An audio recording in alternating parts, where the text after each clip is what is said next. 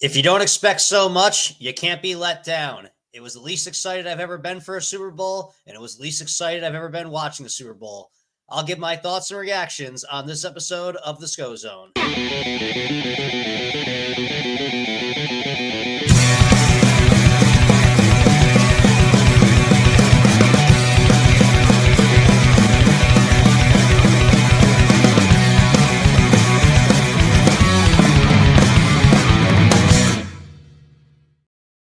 All right, everybody, welcome to the Scho-Zone, coming at you live from the DeGen I am your host, Ryan Schofield. Like, subscribe, comment, share, all that douchebag stuff that podcast hosts like myself say.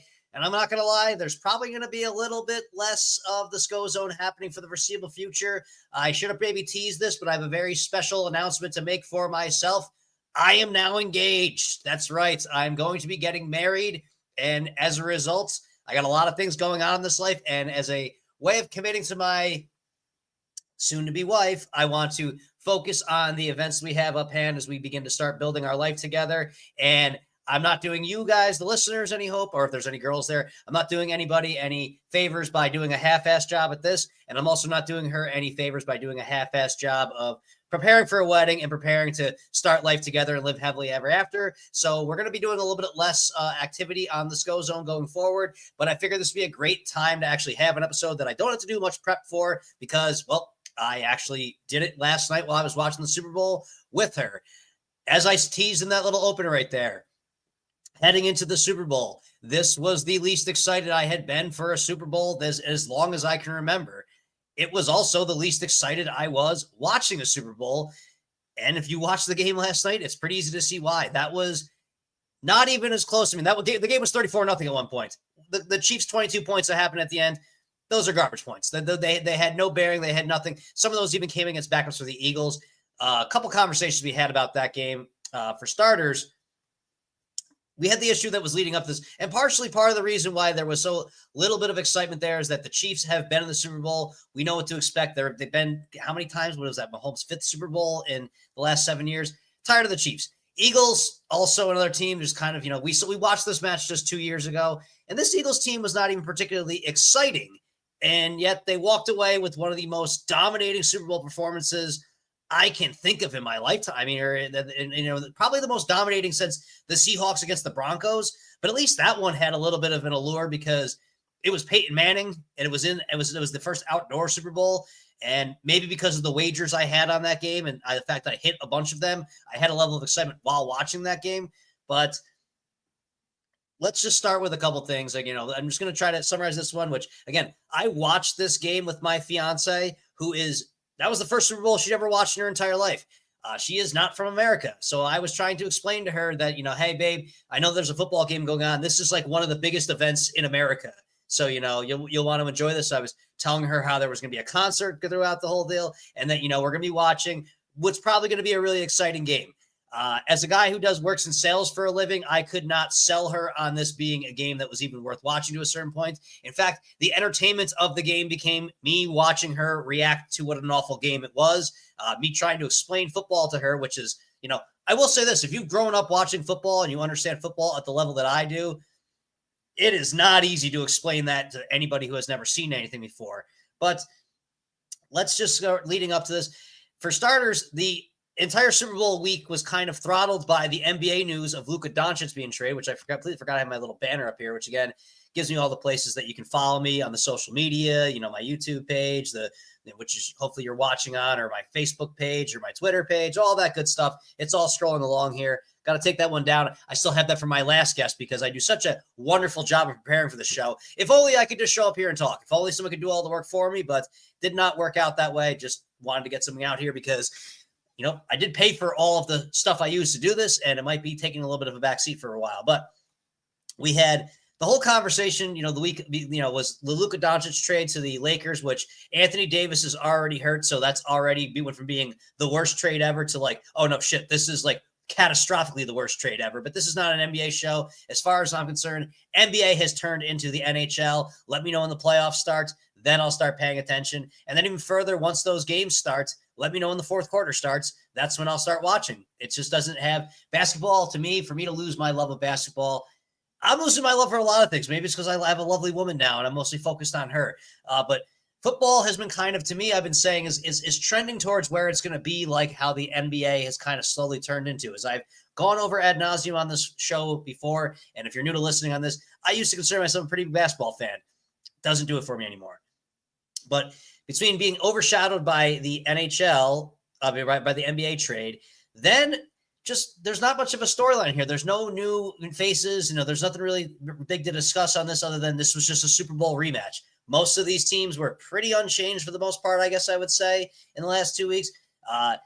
Then, as I kind of predicted, which was thankfully good for me because it made me walk away profitable this week, we got a little bit more overshadowed the conversation of that Josh Allen won the MVP. So Josh Allen winning the MVP also kind of took away from the talk because obviously whenever anybody accomplishes something in this sports world, the landscape that we have now, we have to talk about why they didn't deserve it. I totally understand, if anybody that would have been listed, if Josh Allen had won the MVP, had Lamar Jackson won the MVP as a guy who held a Josh Allen ticket, I wouldn't have been upset about it. Had Saquon Barkley won it, I wouldn't have been upset about it. But it certainly seems that when, I can use this reaction, I wonder why people were upset that Josh Allen won it over those other two.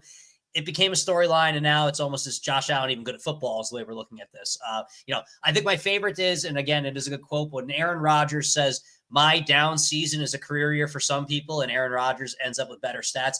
That alone right there should be your reason to just not blindly look at stats to evaluate players, especially in football, because yes, Aaron Rodgers did have just as good, if not better numbers than Josh Allen in some statistics. Anybody who watched those two guys play this year, night and day as far as who was the better quarterback. If you don't think that Josh Allen is better than Aaron Rodgers at this point in their careers, I got a bridge I can say. I don't know. I don't even know where to go with that one. We're off the topic. We just want to make this about the Super Bowl. So eventually we do get to the game. And, the referee story leading up to this one, whether people boycotted, I saw that the ratings, there was a slight slip in the ratings. I think that they had a 5% decline from last year. And again, who knows? I wish that they could really find the demographics of who was watching because of Taylor Swift in that storyline, who was watching to see the Kendrick Lamar halftime show, which I'll touch on briefly at one point throughout this little rant that I'm going to go on, but just did not have this hype and anticipation. I want to believe that Philly, you owe me this one because I manifested this into reality. As I had talked about before on the show, I was planning on having Philadelphia Eagles fans on this show to kind of discuss why I just needed to get into the inner psyche of Eagles fans who, by the way, I still have all the text messages. You still had plenty of examples of wondering what the hell was wrong with your coaching staff. Nick Sirianni should have been fired in the first half of God knows how many games this year.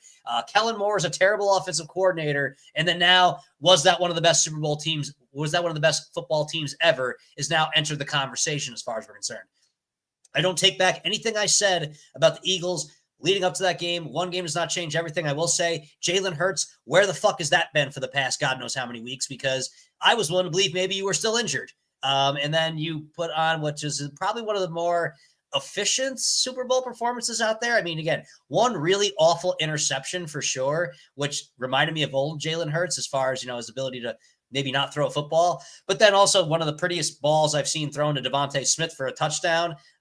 Made the right decisions as far as, moved the chains, didn't make any dumb throws, ran the ball effectively. But the referee conversation that we have is what I want to talk out with. Now, we were all sitting there, Eagles opening drive, go for it on fourth down.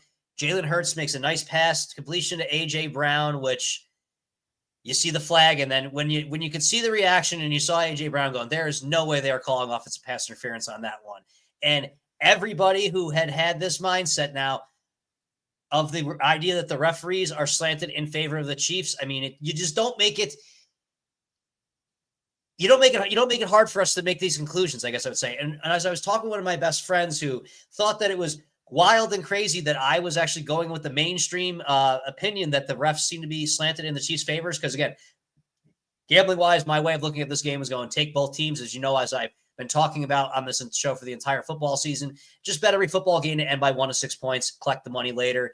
I thought this was going to be your prime 1 to 6 game that, the way I was looking at it is that the Eagles would probably be the better team for 55 minutes. something fishy would happen, and the Chiefs would find themselves in the game, potentially with a chance to win. But either way, I saw it as a one-score game. Did not really work out that way. But when we all saw that flag going, there immediately started the referee conversation. Now, when one of my best friends basically said to me, hey, you really believe that there's this whole massive conspiracy to go with everything? What's the motive behind it? And all I could do just to kind of, just throw some gas to the fire. I said, I don't know, maybe the Hunt family is in good favors with the NFL. Maybe something is owed to them. I don't know. But the way that my attitude shifted is that I never want to believe that sports are fixed. I never necessarily want to believe what the common fool, idiot fan thinks, especially when it's Bills fans this time around. But for anybody that was saying that the Super Bowl or the referees looked like they were on the Chiefs side all year, it was a harder argument to make against them than it was to be with them on it. So that was the way I perceived that. It turns out that nothing could have been further. That was the one call there. I would say that there was a makeup call down the road where when they got the hit on Dallas Goedert, which was not even really helmet to helmet. It was helmet to face. But I mean, again, the idea that the guy did launch himself in college, if that was reviewed, I don't know if that still would have stayed, but referees didn't play an impact in this one. So now the way that the conversation has shifted on the referees and the Chiefs was that anybody who thought that the referees maybe were in favor with the Chiefs, now you look like an idiot because the Chiefs got blown out there. And I say, hey, maybe the referees were never intending for the Chiefs to hand them a Super Bowl. Maybe it was just in the NFL's best interest to have the Chiefs in the Super Bowl. Have not heard that line of thinking out there, but the Chiefs looked like a team that did not belong in the Super Bowl. I mean, that game, that wasn't just a fluke game as far as I'm concerned. It looked like that if the Eagles played them, it looks like if they played 10 times, the Eagles would have won 8 or 9 of them, as far as I'm concerned. I mean, they were just complete domination when you do not have to blitz and you cause all that pressure. And again, we are now running into where Mahomes was on the verge of, if he won that game, it was going to be unanimous. He had already passed Joe Montana, which was already crazy in my eyes, but he was going to then be cemented as the GOAT 7 years into his career. It was already going to be, he was the best quarterback ever if he won that Super Bowl. And as I've been saying for a while, can we at least let Tom Brady go into the Hall of Fame as the greatest quarterback of all time and then revisit that conversation sometime down the road? The fact that Tom Brady got to announce this game was just that more, alluring. And I'll even say that, Mahomes, the reputation, it did kind of work because despite all the early struggles and despite the fact that they were down 10-0, I was thinking to myself, this will still be a game at some point in time. In fact, I even made one little small in-game wager getting the Chiefs. This was at halftime, actually, I made that wager. But at 10-0, still very much in the balance. If the Chiefs could just, at this point, they hadn't even really been able to move the ball whatsoever. Their first couple plays, quick hitters, and then the first drive, he missed Kelsey. Mahomes just never looked comfortable from the word go. It looked like he had never seen a pass rush before, or his pocket awareness was just god-awful. Some of those sacks, I have to think that he could have gotten away from, but it just seemed like he didn't know where the pressure was coming from. And again, the Eagles were only sending 4 guys, but that game got away from them pretty quickly. Because again, we're looking at it, it's 10-0 with like 7 minutes or so in the first half. And it's kind of like, okay, all I'm thinking is that if the Chiefs can get the 2-for-1, if they can get the score going into the end of the drive, end of the half, and they can get the ball coming out of the half, this is when we'll decide when we have a game. Again, the Chiefs, crazily enough, have been down 10-0 in every Super Bowl they've played in, which is also a bit of a concerning staff, I would say, that, okay, maybe Mahomes is a slow starter. The interception of Cooper DeJean, which created all kinds of wonderful internet content for everybody. I just don't know how. First off, it looked like he could have ran for about 10, 15 yards. It looked like there was nothing but daylight between him and Cooper DeJean. And even if Cooper DeJean is not there, that throw was never going to get completed. Sorry, it was just never going to happen. But then it just almost seemed like the Chiefs were already defeated at that point. If you look at the effort of some of the linemen in the attempts to tackle Cooper DeJean, that looked like, again, I know it's a white guy running in the open field. It did not look like he even thought he was going to score, but then he did. That was just an awful interception. And then for the Chiefs to then get one last possession going in a half, where I'm thinking, okay, this is where it's at 17-0. Mahomes gets him down the field, gets a field goal, and then maybe we'll have ourselves a ball game in the second half. The second interception was even worse. These are the types of interceptions that can get a quarterback benched as far as I'm concerned. I actually made the joke at one point in time saying, was Carson Wentz going to make an appearance in this game? Honestly, maybe he should have at some point based on how the game ended for Mr. Mahomes there. But I will say that I still had that fear of hey, and I'm starting even in my head going, I did once watch Tom Brady be down 28-3 and still come back. Let's see if Mahomes is actually that good. Nope, it just never, ever mattered. And honestly, it's really on his ineptitude that the game, the Eagles are probably still going to win, but I will say the Eagles defense, the idea that they were going to shut down Saquon Barkley, which, by the way, the bookmakers are laughing themselves all the way to the bank.